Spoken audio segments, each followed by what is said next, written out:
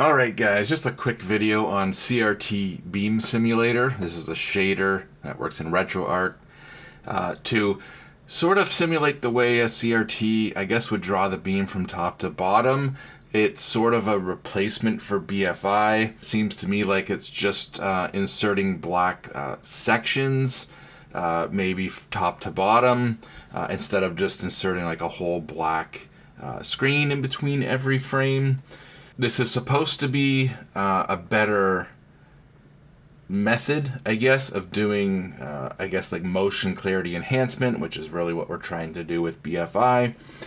However, this is really recommended that you have a 240 hertz monitor for it to work properly. It will work on a 120 hertz monitor, as I will show you, but I don't think it's working as good as it should. And so if someone tells you that this is a replacement for BFI, I think they need to consider what type of monitor that you have. Because for me personally, I still think the BFI is better for these 120 hertz monitors. So I am going to go into RetroArch, and we're going to load up Sonic the Hedgehog.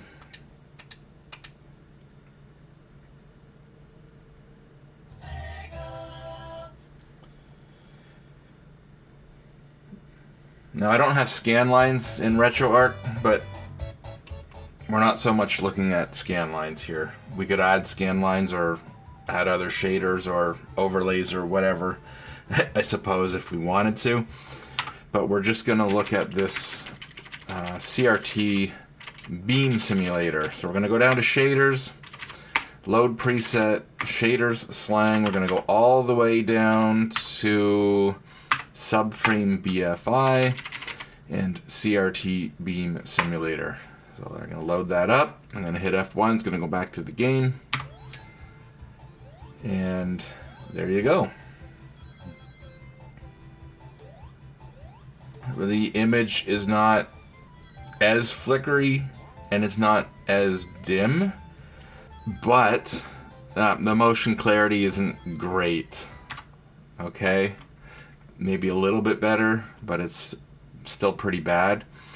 So we're going to go to shader parameters here, and brightness versus clarity. This defaults to 0.71. The lower we go, the darker the image gets, but it seems like the image clarity gets better. So I think I did something like 0.34.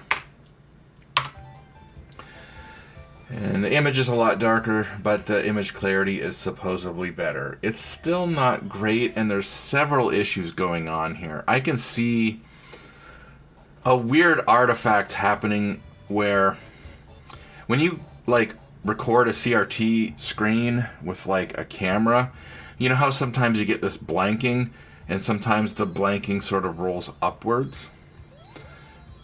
I'm actually seeing that in person right now, which is kind of weird, but there's like a subtly darker area. Actually, right here, there's a brighter band slowly moving up. And sometimes you'll get like a darker band slowly moving up. And that's a little distracting and a little bit weird. So while overall the image looks a little bit less flickery, it's got this thing going on, and I don't know if you can be able to see this in camera, but there was like a dark band there rolling up and a dark band here rolling up. Very, very strange. It seems like the image is being drawn at 3 separate spots, and what I mean is, if we look at this in slow motion, you might be able to tell that the top part of the screen moves, then the second part of the screen, and then the bottom part of the screen. And all this to say, the motion clarity, I still don't think is as good as when we just went into, I was in RetroBat, which is, I guess technically RetroArch under the hood or whatever, but it's just, this is easier for me to use. And we had, so again, I'll load up Sonic the Hedgehog here. And so this is our BFI. Again, it's a little bit flickery, but the flickeriness is uniform. I don't have any of these rolling blank out things going on. And when we look at this in slow motion, we'll see that the whole screen frame moves as one progressive image, not the top half, then the middle, then the bottom. And the motion clarity, to me, is as good as it was with the CRT Beam Simulator. I think even a little bit better, to be honest.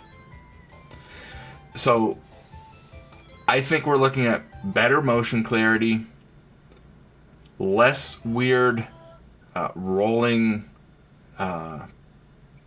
rolling shutter effects, which we're seeing in person, which is weird. Again, it's the kind of thing you would see recording a CRT with the camera. I'm seeing it in person, or was seeing it in person. And yeah, the flickering is a little bit more noticeable, but I think the motion clarity is a little bit better, and we don't have any rolling shutter artifacts, I'm just gonna call it. It's my own vision, but I'm just gonna, I don't know what else to call it. So yeah, I think BFI is better for me personally on these 120, well, they're technically 170 hertz monitors, but I've got them set to 120 hertz for the sake of these kind of effects. That's just me. Again, I think if you have a 240 hertz OLED monitor, give this a try. Even a 240 hertz fast response LCD, maybe give this a try. But I have a feeling this just works a lot better if you're on like a 240 hertz OLED. Not sure, but for me, it's not a replacement for BFI. As you've seen in the slow motion videos, I think the BFI looks better and has less weird artifacts that are noticeable in person. The slight flickeriness I actually kind of like, as weird as that sounds. Again, it kind of looks like a CRT, and we're getting, I think, slightly better motion clarity. Some people say this replaces BFI. I don't think for everyone it will, and for me personally, I think BFI is better. So there you go. That's it. See you later.